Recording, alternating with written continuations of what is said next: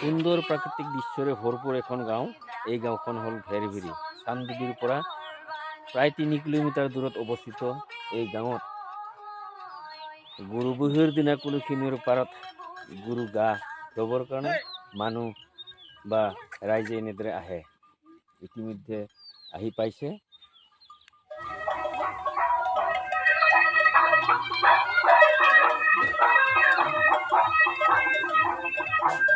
লাও বেঙেনা মাখিয়তীৰে এয়া নৈৰ পাৰলৈ আমাৰ গঙাই গৈ আছে।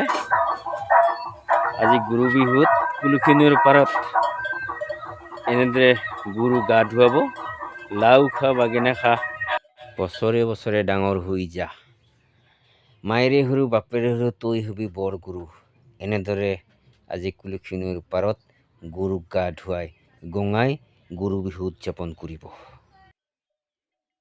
ইতিমধ্যে উল্লেখ কৰিছোঁ এই গাঁওখন চানডুবি ওচৰৰ ভেৰভেৰি নামৰ এখন গাঁও। এই সুন্দৰ নৈখন হ'ল কুলসী নৈ। এই কুলসী নৈৰ পাৰত তেওঁলোকে বাস কৰে। এয়া গৰু লৈ আহিছে, দীঘলতি পাতেৰে কোবাই কোবাই আনিছে। এয়া কুলসী নৈৰ পাৰত ভেৰভেৰি গাঁৱৰ গঙাই এনেদৰে গুৰু বিহু উদযাপন কৰে।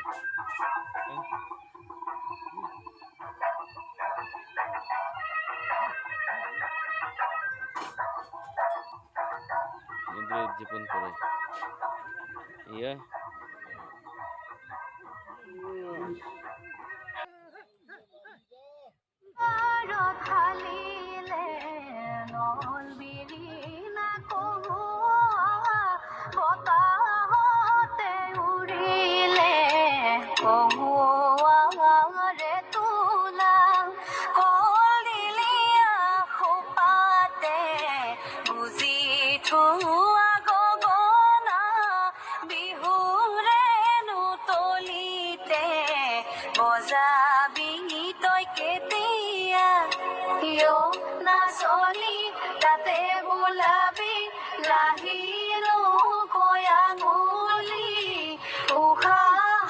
লাও খা বেঙেনা খা বছৰে বছৰে ডাঙৰ হৈ যা।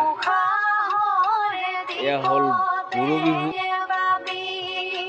এয়া লাও বেঙেনা মাখিয়তী পাত গুৰু লাও বেঙেনা চবৰ কাৰণে সাজু হোৱা আমাৰ ভেৰভেৰি গাঁৱৰ গঙা।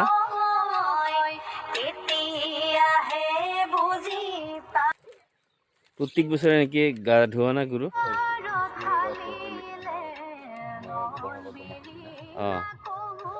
আজি গুৰু বিহু, গুৰু বিহুৰ দিনা সুন্দৰ কুলসী নৈৰ পাৰত এনেদৰে প্ৰকৃতিৰ মাজত, প্ৰাকৃতিক দৃশ্যৰ মাজত সুন্দৰ এখন গাঁও। আৰু এই গাঁৱৰ গঙাই এনেদৰে কুলসী নৈৰ পাৰত গুৰু গা ধোৱা পৰ্ব আৰম্ভ কৰে।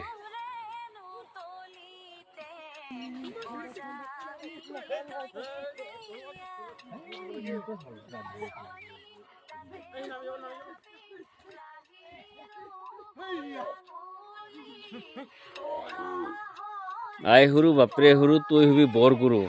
লাও খা বেঙেনা খা বছৰে বছৰে ডাঙৰ হৈ যা।